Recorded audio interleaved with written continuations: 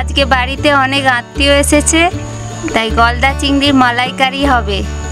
মাছগুলোকে কেটে ধুয়ে পরিষ্কার করে রাখা হয়েছে, এবার ভেজে নেব।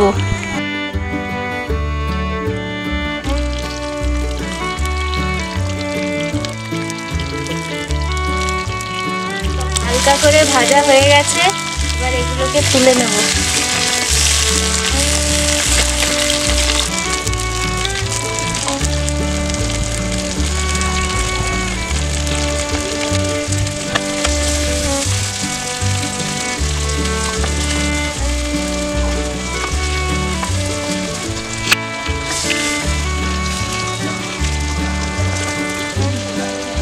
এবার পেঁয়াজ বাটাটা দিয়ে দেবো।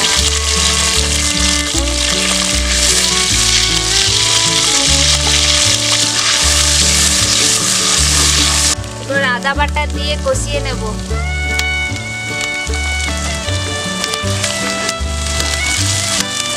পেঁয়াজ আদা কষানো হয়ে গিয়েছে, এরপরে সর্ষে, পোস্ত আর চারমগজ বাটা দিয়ে কষিয়ে নেব।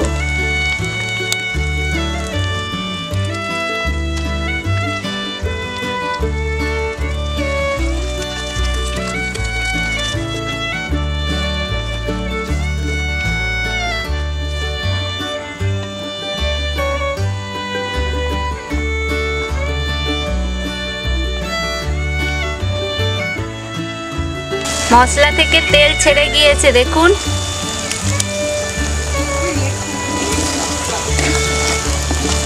এরপর নারকেল কুড়িয়ে সেখান থেকে নারকেলের দুধ বের করে রেখেছিলাম, সেটা দিয়ে দিচ্ছি।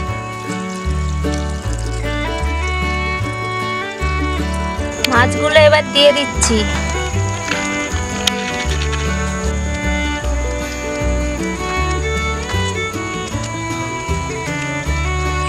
এবার একটু কাঁচা লঙ্কা চেরা দিয়ে দিলাম।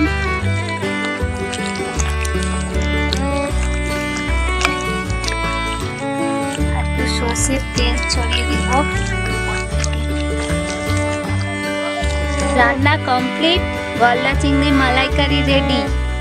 এরপরে খাওয়ার পর জানা যাবে কেমন স্বাদ হয়েছে, ততক্ষণ দেখতে থাকুন।